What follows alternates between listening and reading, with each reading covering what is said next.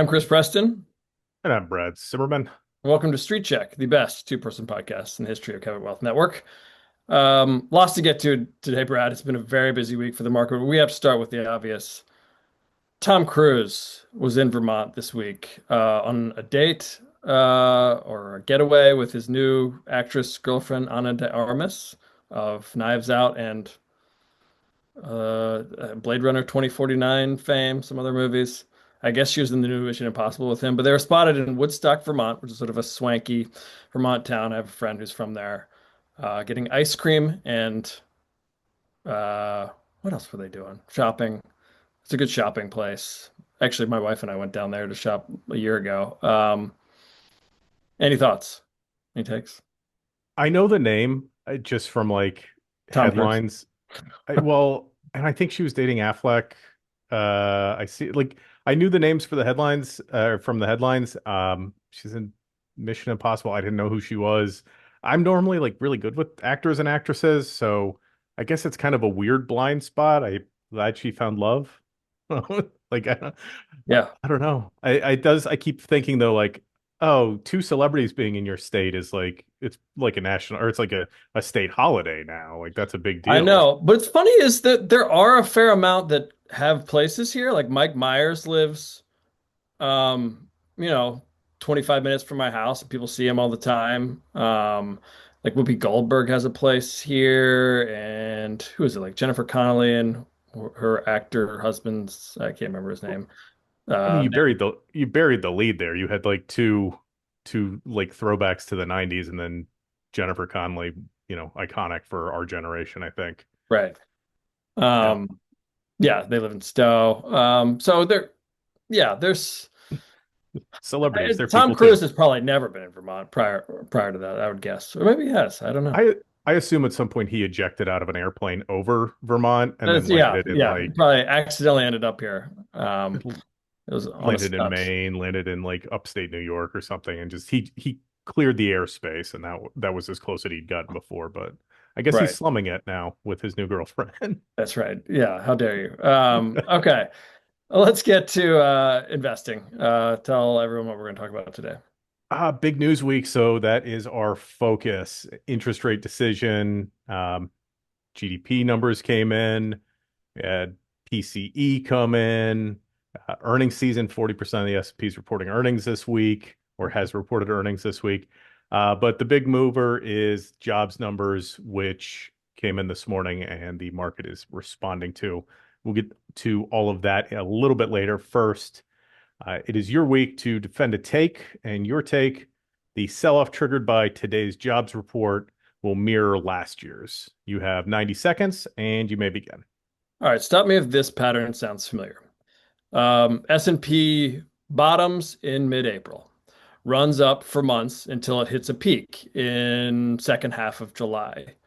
And then a jobs report comes in and market begins to crash. That's exactly what happened last year. The last year was the had the extra baggage of the Japanese carry trade, which I can't, it's too difficult to explain with my 90-second window, but basically Japanese stocks sold off as a result of the bad US jobs report, and that came back to US stocks, and it triggered what was an 8% pullback in the S&P from mid-July until first week of August, and 13 to 14% in the Nasdaq.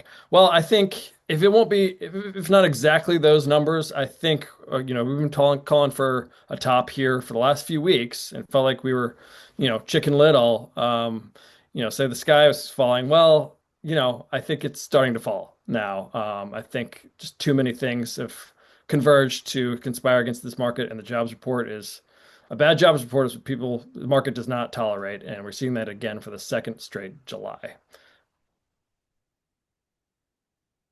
You still got like 20 seconds, but Oh, it's like I'll okay. call it. All right. I'll So let call me it. No, let I'll me call say it fair. I said a few weeks ago I thought a 5% pullback was coming in the next 2 months. What Yep. happened last year was there was a 3 week pullback, and then stocks rose all the way to back to new highs by the end of August. Then another pullback in September. We could see a similar thing. This may only last a few weeks, but I think that 5% pullback is coming in the next, maybe in the next week. Yeah. Uh, It's the already down as we sit here. The S&P down 1.6%. the high was earlier this week. Not that it pulled back much from that. And Nasdaq's down 2% already today. Yeah, there's a lot of like fundamental valuation metrics that have been screaming red flags, but the problem is they do that for months at a time, right? Like Buffett indicator, the CAPE ratio, the Schiller PE ratio. It's like they're all at historical highs. Everybody's bullish. Like yeah, there's a lot of toppy stuff. I think the question becomes whether this is just like a meaningful, if mostly well-controlled pullback to sort of reset sentiment, or if this is the beginning of something that is longer and worse. We have certainly been highlighting a lot of the things that are coming into play today. The jobs revisions is something that we have talked about in the pod. Yeah, That those were was a almost worse. The revisions, downward revisions for what, May and June to like barely adding any jobs. Those are almost worse than the what 73,000 added in July, where 104,000 were expected. But the revisions down from May and June to 19,000 and 14,000. That's pretty alarming. I mean, that's worse than anything we've seen in years. Yeah, that's a quarter of they revised down by a total of 258,000. It's a quarter of a million jobs It's a that are lot. not that were not actually created. Yeah. Um, there But who knows that is, this is probably not even 73,000, maybe.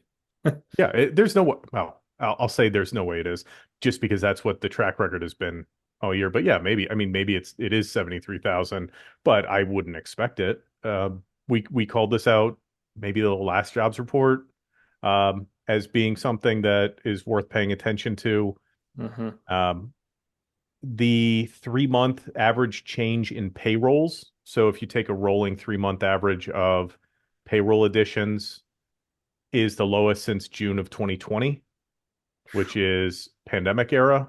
Yep. Um, on average, adding something like 30,000 jobs a month, or yeah, I'm sorry, I don't have that exact figure, but it's the lowest since 2020. Um, it's all there's a lot of like headline optimism and stuff that's not really reflected if you drill down into it. Labor force participation, so the number of people that are fully employed or are actively looking for full-time employment, is the lowest it's been in decades. The jobs market had maybe a rosy tone to it, and we've talked about it, resiliency and resiliency and resiliency, and that's sort of been depleted, right? We got from resiliency to optimism, and now we're from optimism to something maybe more akin to realism. And it's a consequence of uncertainty in business environments. AI is playing more of a role, at least in tech layoffs, right? Like I think 60,000 jobs have been cut so far this year that have been directly attributed to AI as a replacement.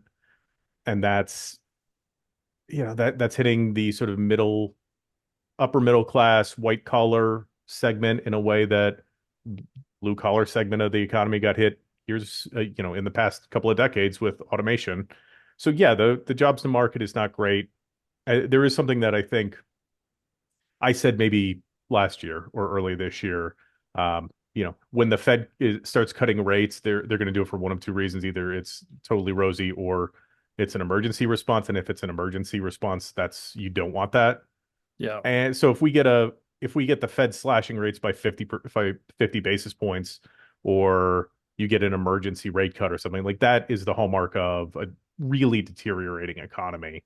And I know a lot of the headlines will be, "Hey, the Fed's going to cut rates. It's finally time to cut rates." Like, well, this is not the time that you want them cutting rates. This is the time that you want them continuing to hold rates where they are, because that shows that they have faith that the economy is strong enough to sustain or to support Yeah. higher rates. Yeah. I mean, I wonder if we'll see the domino effect of the bad report last July was everyone was saying, well, the Fed waited too long to slash rates. And sure enough, in September, they started slashing by 50 basis points. And everyone's like, all right, here we go. We're taking off. And, they had a couple more cuts after that, but then they hit the pause button. I wonder especially given the pressure that they, especially Jerome Powell, are under, if this means we're getting at least a cut of some kind in September. Um, now Trump can say, say that I told you so kind of a thing, um, with this bad jobs report. So just to like piggyback on that, market was pricing in a 62% of a 25 basis point cut by the September meeting as of Mhm. July 25th. So on July 25th, they figure there's either a cut coming in July or September, 25 basis points, 62%. By the time the meeting actually rolled around, it was down to a 38% chance of a cut in September. Now, post jobs number, they're now saying 83% chance of a rate cut in the September meeting. Yep. That it and like there is a fundamental conflict between the market and the Fed. And I think President Trump is more guided by the same line of thinking that like market participants have, which is the forward-looking thing. The Fed is necessarily reactive. They can only respond, ostensibly, they can only respond to the numbers that they have seen in the past and that have been reported. So the Fed is operating with like a 60-day or 6 month lag. The market is looking 6 months ahead. So there are going to be these periods where there's a pretty significant disconnect. Yeah. Um, we saw it with the transitory inflation thing. The consensus is that the Fed was too late there. I'm not going to be stunned if they start cutting rates and then in response to a market sell-off, the market says, well, the Fed was too late. Well, they're looking at a different data set. Um, but by the market's reasoning, I wouldn't be surprised if they're considered to be too late. I don't agree with Trump on a bunch of stuff, but this is one that I think may end up proving at least his talking points are right, Right. or the talking points will become the consensus that the Fed waited too long. Right. Uh, Yeah. And that became under a different administration last year, that became the consensus too, and almost forced, the Fed's hand. Now, maybe they would have, maybe even without the bad July jobs report, they would have started cutting rates anyway in September. But it is kind of curious now in retrospect that they did such an aggressive cut out of the box, which really, you know, made markets sort of jubilant. Like, wow, they're really going to floor the accelerator on cuts. And turns out that was the 150 basis point cut. And there are only, what, two more cuts after yeah, that? Two more 25 basis point cuts since that. I don't know if we'll get another 50 basis point cut in September, but I mean, I thought they'd probably cut in September now, or before, Powell's, the way he was talking the other day had me sort of waffling on that a little bit, but I think the pressure is going to be unbearable coming from the top now that I think we'll get some sort of cut in September now. yeah, or I mean, even if it's just, the data might catch up too, because by the Yeah. time the September meeting rolls around, we are gonna. I mean, so it's a double-edged sword, right? Like we're gonna have the ongoing trend with labor, which has been weaker than hoped for, but we're also going to start to see tariffs getting priced in. We started seeing Yeah. some signs of that Yeah. earlier Let's this talk about month. tariffs. Yeah. Um, so they are going to be very much in a rock and a hard place. They're in the stagflationary, like we've said, or I've said on the pod, like uh, I don't see the stag, I don't see the inflation. It's like, well, you're you're not seeing the whole picture yet. I do think that is I think the market's waking up to that being a risk again. I think we had sort of moved past it. Mhm. Um, but growth is slowing, but it's not negative if you sort of normalize some of the data. But if the tariff rollout is as advertised, and I know we've been dealing with like the can kick down the street 90 days at a time. Well, that's Yep. shortened, and now we're getting more tariffs. So barring court intervention, it seems like the tariffs are actually coming, and then that's higher taxes and higher prices and higher inflation on everybody, and we're in a period of slowing growth. Those are like that's your canary in the coal mine, your Yeah, early I mean, this indicators. coming on the day, bad jobs report coming on the day of, tariff deadlines, those are always a moving target, but the tariff rhetoric is certainly ramped up again. You know, Sounds like Trump is hell bent on, tariffs on China, Canada. Um, Brazil. Brazil, it's still holding at the 50% rate. I guess They, Mexico has another 90-day pause, but um, they're you know, still being hit by 25% tariffs. yeah, Canada's up to 35% now. There is yeah, the silver lining with a chaotic rollout is ostensibly the president's authority to implement tariffs are a response to an economic emergency. And hmm if you have a rollout that is chaotic like this and specious and arbitrary, like it is in the case with Brazil, it's really hard to argue in court that your justification is economic emergency. Because with Brazil, they, 50% tariffs out of nowhere, uh, very clearly because of their prosecution of Bolsonaro. yeah, yeah, And like you can't square that circle where you can't justify to a court like, well, no, it's a response to an economic emergency, except we arbitrarily applied it on a whim. So it does raise the odds that some of these get rescinded, but then that depends on court interpretations, which ultimately depends on the Supreme Court interpretation, because there's going to be probably, I don't know, like Kasmerick in Texas or whoever is going to say, no, the Trump presidency, right, they can do whatever they want. And then you're going to have somebody in California saying, no, this is illegal. We're going to stop it now. And then it'll get rolled up to the Supreme Court and then they will make a decision. Um, I do think that the tariff regime is sort of at the highest risk now than that it's been of getting rolled back. yeah. But that's not how you do that. You don't do good business by hoping that somebody stops it from happening. That's not how Now, this works, yeah, and a or it's couple I not how it left should go. out. You know, t among the dozens of countries that Trump levied anywhere from 15 to 40% tariffs on, reciprocal tariffs on yesterday, Taiwan and India, which are two very key trading partners.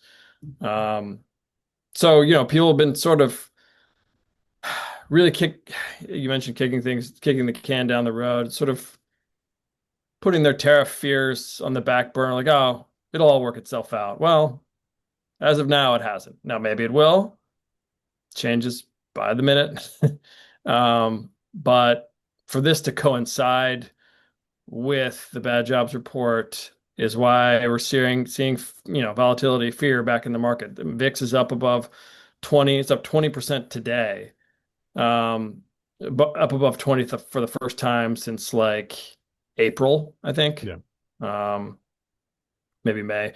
But yeah, that's why I said at the top, I think we're going to get, I thought we were going to get a 5% pullback anyway. We might get, more like the 8% that we saw in S&P last year, and maybe even more in the NASDAQ, after these two. Again, it could be similar pattern trajectory, maybe like 3 weeks or something like that. Then a bounce back the back half of August, as people come around to, hey, well, now this means the Fed will start to finally cut rates in September, kind of a thing. And I think we might see a very similar pattern. Um, let's move to the GDP report, which was, from a headline standpoint, good news from later in the week. 3% growth after a down quarter in Q1.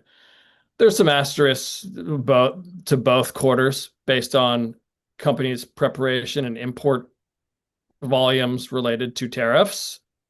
Um, do you take anything away from that? I mean, I guess it's sort of just the 3% headline number sort of um, supported, at least until today. Today's jobs reports were supported the economy is fine, U.S. economy is fine narrative. I think it still is, Yeah, or at least I agree. the economy's not breaking yet. Yeah, The like the problem with all of this is when you have this rapid implementation of tariffs that changes like the demand that's getting sort of pulled through the system, and then that skews GDP. So right, like GDP negative in the first quarter because of spikes in imports, and it's 3% growth this quarter because of a massive slowdown in imports. Um, the number that I took away from it, or one that I think is useful to look at, is a subcomponent of GDP. It's final sales to domestic purchasers, and that is money spent by individuals and by businesses that are not for the sake of inventory building. Yeah. So basically, ignoring where stuff is going, leaving the country or coming into the country, ignoring inventory buildup ahead of like new rates or new tariff rates or whatever. It's just what are people spending money on? How are businesses spending money? Final sales to domestic purchasers were up 1.2%. That was from up 1.9% in the first quarter. So that is still growth. That is still an economy growing, but it's growing slower than expected. So now the things like consumer sentiment and employment and wages, like all that stuff that sort of impacts the consumer, is better represented by a figure like that. It is also something that can be influenced by inflation. So I would want to caution anybody that goes out and starts looking at final sales to domestic purchasers. That's not like a be all end all. If you just look at that and that's positive, it's great. It's like, well, if we have 5% inflation and that's plus 1%, then it's not great because it's not an inflation adjusted figure. So, but it is still outpacing inflation. It is still showing that people are spending money in the economy.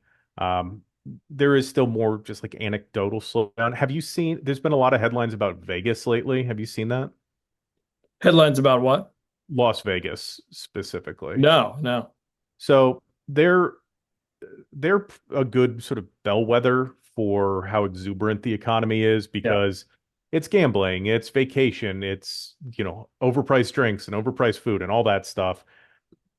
Their tourism figures are down, I think, 7% year over year.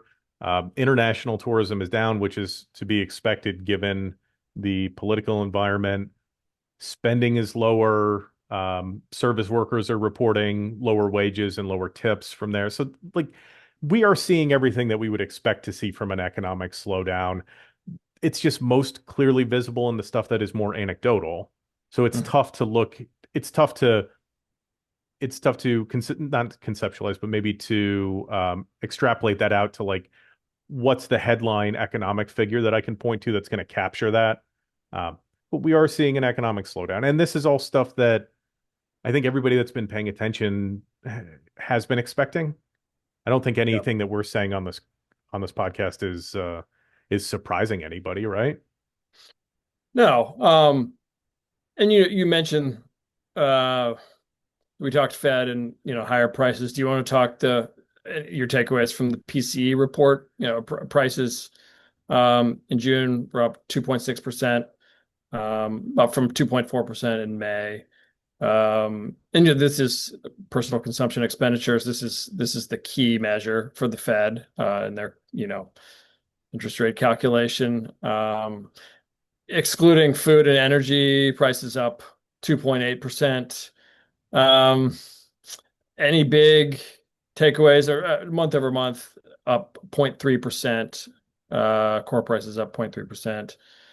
Um, it- does this, I mean, with all the things that happened this week, to me, this, I guess, sort of is lower on the what matters going forward. Or I guess in terms of how it changes the narrative for both the market and the Fed and the economy. This seemed like about as expected, but I don't know. What's your takeaway with it? Yeah, it continues the trends that we saw last month. Yeah. Consumer spending was up 0.3% month over month, but it adjusted for inflation, it's like 0.1%. So yeah, still growth. Yes, but it's slower than expected. The economist analyst consensus is or seems to be that we are finally seeing the effect of tariffs hitting some of these figures. So these higher prices are finally getting passed through. I think we've always understood that it was going to be a balancing act between how much could suppliers eat of the tariff, how much could businesses eat, and would they be inclined to eat, and then how much we get passed on to consumers. And we're starting to see data come out that shows that, like with the pandemic, most of these costs are getting passed on to consumers, and they will continue to be. No, there's no game changers there. No, This is what a 15% blanket tax, or I think at this point now a 19% blanket tax in the form of tariffs does to an economy. It raises input prices, it raises import prices. I mean that's like low key, that's what this is. This isn't, I don't think this is the president picking a fight because he cares a lot about trade. This is in order to pay for the tax cuts in the Big Bill Act. They had to come up with, somewhere in the neighborhood of $360 billion a year. And the way to do that was to apply around 15% tariffs. We import 4.1 trillion worth of goods as of the last full fiscal year. 15%, or what's a 15% tax on that is like $500 billion or yep. yeah, so somewhere around there. So you need sort of a 10 to 15-ish% range. Um, I don't know. It's not, I don't see a universe in which these get rescinded for any reason. And it's increasingly difficult for, I hate that we're going back to tariffs, but like that's the thing. Uh, It's all, that's the all thing. intertwined, all of this. Yeah. Like there isn't a universe where I think Trump says, "Hey, we won the trade war, tariffs are gone." It's let's see what we can get away with. The only person that's going to stop the implementation is a court, and it's specifically the Supreme Court. I wouldn't bet money on that. And so, given that, we are just going to have to hope and rely on the consumer staying resilient the way that they have thus far. You can have a slower economy with ongoing resilience. It's not going to be like go growth like we have had with really easy money policy, but we are now hitting the rock and a hard place between what the labor market sees and what inflation does. And I said it, what, last week, 2 weeks ago, inflation is back. We're going to keep seeing more of it. Um, People are responding rationally to higher prices. They are cutting discretionary spending for the time being. Like we're not seeing a ton of debt build up, although I think delinquencies are high on subprime auto loans and some subprime credit card info. Um, and that is about as much economic talk as your daughter could handle before immediately bailing. Um, for those listening, Chris's daughter stepped in and immediately stepped out when she heard me droning on. Um, No, this is so not a meeting. It's a podcast. you're unmuted. I know I'm Uh, unmuted. It's fine. okay. Yeah, so we're seeing this play out exactly how you would expect to play out. Right? The thing to fall back on if you're super bullish is hey, this time it's different. Right? That's always the narrative is this time it's different. This is the new paradigm. No, this is playing out like we would expect it to play out. It's not on necessarily our timeline, but it's mostly playing out as expected. So core PCE is going to keep creeping higher as long as the tariffs are in play and as long as corporations are serving their mandate, which is maximize value for shareholders, they're going to pass prices on. That's what they have to do. So PCE will be something to keep watching, but I think it's just going to keep reinforcing what we've seen for the last 2 months, which is higher prices. Yeah. I only caught about half of that. I was slightly distracted, but I'm sure it was all great. Let's move on to our last sort of big data point from the week. Earnings, as you mentioned, 40% of the S&P companies reported this week, including some huge names, Amazon, Meta. Um, and I'll let you talk about some of the more specific reports from a high level. As our Cliff Jerok wrote in his Cabot Turman letter um, update this morning, about halfway through earnings season, we're at little over 6% growth, 6.4% growth, I think. Going in, I think it was expected was like 5.5%. So a little better than expected. But that also would be the slowest growth since I believe the first quarter of 2023. We're coming off the two straight quarters of double-digit growth and 14% growth last quarter. It said going in that earnings was going to serve as more foe than friend this time, and I think we're kind of seeing that. Cliff highlighted that as we've seen a lot when the market comes into earnings season priced for perfection in recent years, especially the last couple of years. If you don't really wow or impress the market with your earnings report, and a lot of that not only includes earnings beat, but raising guidance, full year guidance, that kind of thing.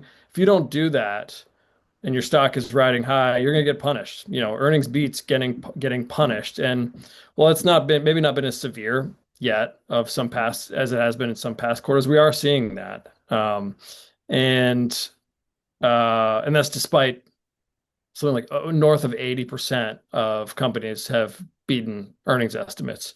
And despite that, stocks are basically flat or maybe down, depending on how steep today's losses end up being.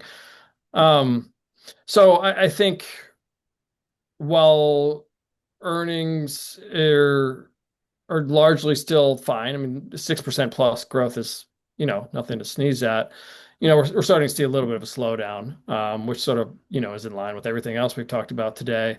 What were some individual reports that, caught your eye from this week? So a couple that were really eye-catching. Microsoft and Meta both really stood out. Yeah. Microsoft had they cited revenues up 18% year over year. Their Azure growth, Azure is their cloud computing environment. The the problem is they don't get granular enough to take a ton of meaningful data away, but that includes revenues generated by AI, right? Like AI is still the big, great growth driver for the market. Um, you, it's like I think they refer to them as blue oceans when you find like these, and I know I said there is never a new paradigm, but when you find these new paradigms and you find these new growth opportunities, I think that the blue ocean or blue sea, something along those lines. But AI is still the big growth driver, and Microsoft coming out and reporting Azure growth of 39%. That was up from 35% in the prior quarter, beat expectations. Some of that is I'll use the term self-dealing, but not in the pejorative way, because part of that is revenues coming in from OpenAI, which Microsoft has a partnership with, where they've essentially pre-funded OpenAI with credit for Azure Web Services. So it's tough to tell how much of that is how much of that growth is purely coming from like actual organic growth and how much of it is coming from like a return of what would have been capital expenditures through their partnership with OpenAI in the last couple of years. Um, Meta also reported revenues that were up 22% year over year and net income that was up 36% year over year. Both those stocks were up meaningfully. I think Meta closed up like 10%, Microsoft up like high single digits. And then we had Amazon come out and report. They reported revenue of 100 and let's see. So for they guided for Q3 revenue of 174 to 179.5 billion versus analyst expectations of 173.2. But their cloud computing for the same quarter, guiding only 15.5 to 20.5. Amazon does not have that potential boost from like their own investment in somebody. It's not like they went out and bought another AI competitor and pre-funded them with a bunch of credits that they could use to sort of boost their numbers a little bit. So it's a little bit mixed. There is a part of me. Do you remember the metaverse push? Yeah. There is a part of me that wonders if this turns into like Metaverse 2.0. Zuckerberg, I think, I think they're saying like 100 billion in CapEx spend this year. I think they've got like $1 billion hiring program. They're sending blank checks to AI experts and developers. It's a lot of spend. I don't I don't know what it turns into. Um, but we are really seeing a lack of a lack of meaningful consumer AI focused products Yeah. where you can justify how much money is being spent on data centers. For the time being, it's like, okay, well, some businesses are launching off of it.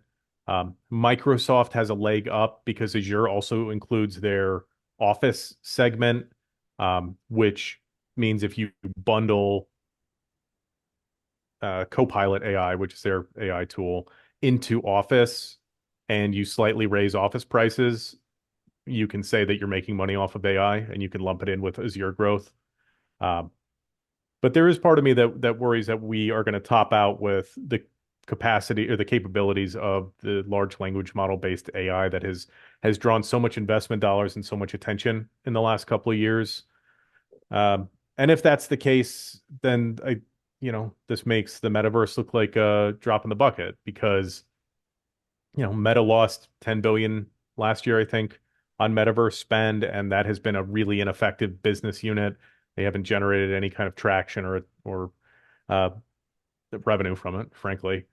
So, could this be a bigger scale metaverse? Maybe. I think we still need like a game changer app or a game changer product or service or something other than we can slightly reduce headcount because this AI can do 70% of the work of like an entry level associate. Uh, yeah, it's a mixed season. Yeah. And I think, you're talking about AI. I think that while it doesn't spark the same excitement as it did, when it was sort of a new hip thing, a couple of years ago, it is still, it raises the floor on earnings, because it's such a big growth. You cited some of those growth numbers. What did you say? 30 some percent plus revenue. Maybe that was earnings with, uh, So was that with Microsoft or was that with Meta? Microsoft had 39% growth in their Azure unit specifically. Yeah. Revenues still though 18% year over year growth. Yeah, Uh, so like those are good. That's good numbers, and a lot of that is yeah. AI driven. So that's where, even in a sort of mixed quarter or, weakest quarter in more than 2 years, we're still north of 6% growth for the S&P. So I think if you look at reasons why, and I don't think, even though I've been saying I thought a correction or pullback at least was coming, I do not think that the bull market is about to collapse. And I think a big reason for that is that there's this sort of overarching tailwind of or existential tailwind of AI that sort of raised the floor and um, it as long as that growth doesn't go away or collapse, which I don't think that it will, um, it has something to sort of act as a tailwind for U.S. companies, um, this quarter and going forward. Yeah, that's fair. I we talked about like when AI became a thing. It's like, okay, well, rubber meets the road. Rubber meets the road. What's it going to look like then? And the evidence that we're seeing now is showing that there is limited growth. There is good growth in some companies. It's not a panacea. It's not a fix all that's going to like that's going to double the stock market in 2 years. But we are seeing evidence of growth where we should be. And it's nitpicky for me to say, well, okay, well, Microsoft is, yeah, they might just be using some clever accounting to make it look like Azure is doing better than it actually is. I'm not making that claim, but the fact that I'm picking nits on it is shouldn't be taken as like me coming out and screaming that this is like not real growth or is fraudulent growth or isn't sustainable. I do think that we are at the point where it is a huge bet on by all of these companies. Not only all these companies, the country, right? Like the Stargate project, the $500 billion AI initiative, hundreds of billions of capex from these huge tech companies that are still the biggest movers of the market. It's a bet on whether the tech works or not. If the tech works and it delivers, then we'll move forward fine. And if it doesn't, then it's a big problem. I think we're getting to that point now where the market is pricing in it fully or predominantly pricing in the expectation that it works. The risk is that it doesn't. Um, Yeah. so it's something that won't play out in a month or in a quarter. It'll play out in a year or two. These sort of big investments have a longer tail. It's not like, hey, we made an extra 5 billion this quarter. That's it. We spent 100 billion. We made an extra five. It's like, no, this is the data center build out. It takes years to build data centers. If Yeah. you're right, this is not something that's going to get resolved overnight. But I can, looking at the market and seeing like Cape ratio, Shiller PE, Buffett indicate, like all that stuff, it says, hey, the market is betting on this working. Hmm. Yeah. Yeah. And that's, again, I think, well, we're technically in sort of just the middle innings. If you look at the average length of a bull market, it's, something like 63 months or something like that, just over 5 years. We're not even at the 3 year mark yet. Now, that doesn't mean we're going to get to 5 years, but if the bull market dies, it won't be because, of old age, and it won't be um, because of a lack of growth, I don't think, at least not yet. And a lot AI is a big reason for that. Um, Before we sign off, I just want to tell people about our offer for today. It's a little personal to me this time. If you go to cabotwealth.com/street, you can get 50% off the normal price to my stock of the week, Cabot stock of the week newsletter, which is basically, it's almost like a Cabot ETF in a way. I select some of the best stock picks from all of our, not all, 8 of our different newsletters from all the analysts you've heard on this podcast: Mike Santolo, Tyler London, Tom Hutchinson, Carl Delfeld. So, it's something for everyone: growth, international stocks, dividend stocks, value stocks. Cliff Stroke picks are in there, as well as picks from my Cabot Value Investor. It has more than 20 stocks in it now. It's the best performing newsletter of all of our advisories, and that's because it's, sort of playing the Greatest greatest hits. hits. Exactly. Yeah, so the best of the best, and we have great analysts here, and this I handpick their best picks. So if you want to sign up for that, it's just $747 for the full year. That's 50% off the normal price. Again, go to cabotwealth.com/street. You get a 30-day, 100% when you get back guaranteed if you want to try it out, and see if the service is right for you. Get a free special report when you sign up. That's how to be a successful investor for life.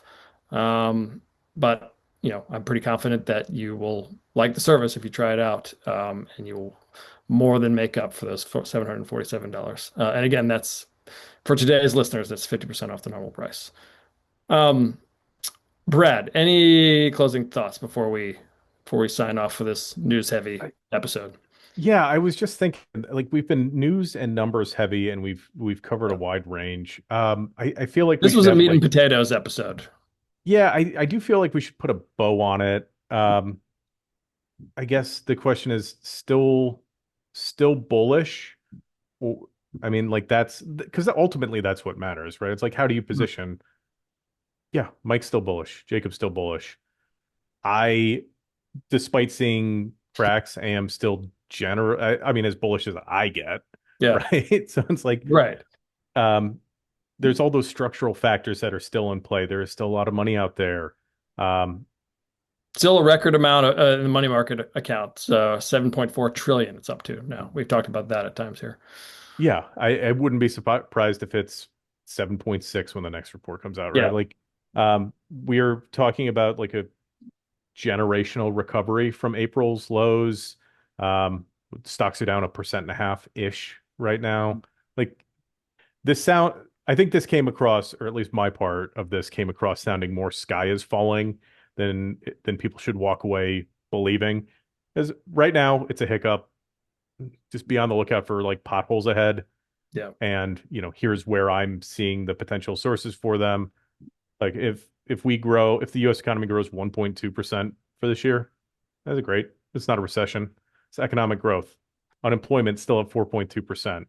It's like, yeah, if you get into the details and you get into Yeah. some of the granular stuff, it's like, yeah, you can poke some holes in that, or you can highlight some weak spots and some strong spots, but I don't know. The economy's not collapsing overnight. We're not, No. unless I just jinxed it, in which case I'm sorry. Yeah. No, I don't think it is. And market pullbacks are a good thing, I think, especially when they're pullbacks from all-time highs when, you've been seeing things like new meme stocks popping up and Bitcoin at all-time highs, some frothy indicators. I think a pullback will be healthy for this market. Even if it is like I said at the top, similar to last year's late July, early August pullback of, 8% S&P, 13% in the NASDAQ. I think that'll be a good thing and there'll be some good opportunities on the other side of it. In which case, subscribe with Cabot newsletters and particular stock of the week, and we'll help you find those opportunities. Um, Thanks everyone for joining us, and hope you have a good weekend. And we or you, Brad, will be back next week with. I'm on vacation next week, but you'll be back with. Do you have a guest next week? Yes. Yeah, Nancy Zambella is going to join me, and we are going to talk about housing. We're Excellent. specifically like real estate. That's something that we write about sometimes. It's not something that ever has really a place other than like a REIT has a place in a portfolio, but it impacts all of us as investors. It's a big source of wealth. So we're gonna we're gonna take a spin it down to real estate lane. Perfect. Good timing on that one. Well, look forward to that, and thanks everyone for joining us. And Brad, we'll talk to you next week.